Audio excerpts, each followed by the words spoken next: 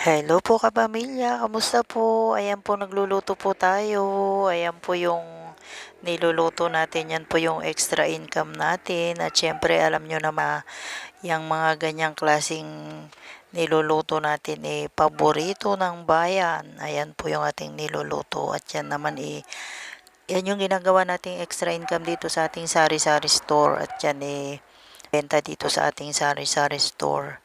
Kahit wala naman po tayong sari-sari store mga pamilya, pagka gusto natin magnegosyo ng maliit lang ang puhunan, pwede na tayong magsimula kasi dito sa mga ganitong negosyo naman pagka ganyang pagkain, mabilis lang yan ibenta at yan mabenta ngayon lalo na ngayon sa mga panahon ng may mga batang pumapasok, yung mga nagtatrabaho, yan mabilis lang yan ibenta.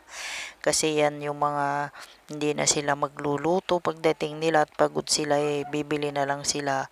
Kaya yan yung ginagawa natin kapamilya, nag-extra income tayo para magkaroon tayo ng extra income para pangdagdag sa ating mga bayarin. Kaya yan mga kapamilya, kung gusto mong magsimula ng maliit na negosyo at maliit na puhunan, simulan mo na sa ganitong klase ng negosyo at yan naman hindi naman mahirap gawin yan, mabilis lang yan gawin at yan napakabilis lang ibenta. Thank you.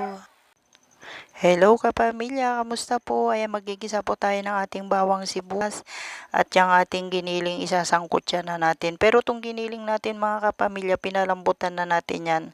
Pinakuluan lang natin sa tubig at bago natin isinangkot yan dyan sa ating bawang sa sibuyas, malambot na yung ating giniling.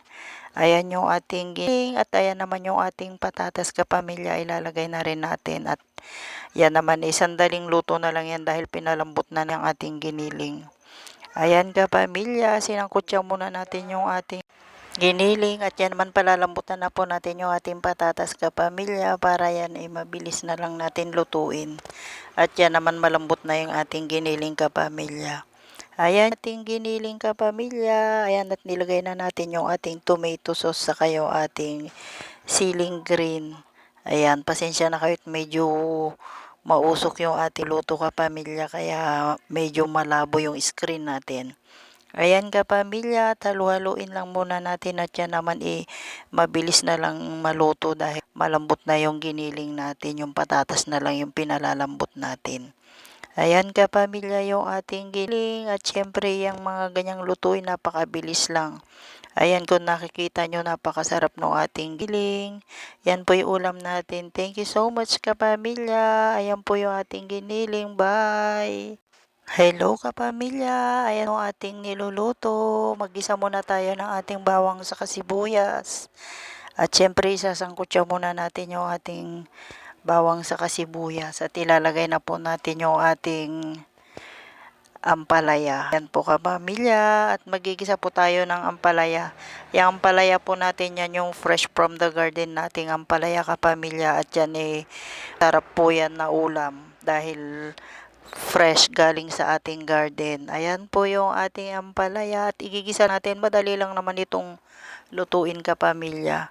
Pagka ang ampalaya kapamilya ayaw mo medyo mapait, pigain mo lang siya kasama nung asin. Lamasin mo siya ng asin para matanggal yung kaunting pait niya. Pero pagka okay lang din sa'yo na mas maano yung lasa niya, kahit hindi mo na siya anuhin ng asin. Ayan po yung ating ginagawa pagka ayaw natin masyado ng mapait. Nilayan lang natin ng asin tapos huhugasan natin bago natin siya igisa. Diyan naman naggisa na tayo nung bawang sibuyas, nilagay natin yung ampalaya pero yung ating giniling palambot na yan at nagisa na yun kanina. Para mabilisan lang kasi yung ampalaya hindi na pwedeng matagal luto niyan, mabilis lang natin niluluto. At yan naglagay lang tayo ng isang pirasong itlog, saka naglagay din tayo ng siling kapamilya. Ayan po yung ating ginisang ampalaya kapamilya. Ayan po.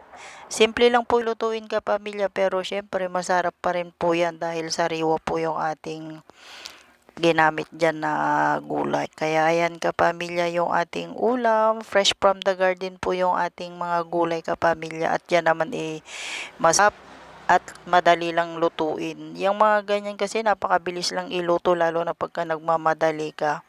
Ako niyan ginagawa ko, pinapalambot ko na yung giniling bago ko siya ilagay para yung ampalaya kasi hindi puwedeng matagal paluan yan. Mabilis lang yan, pagkulo ng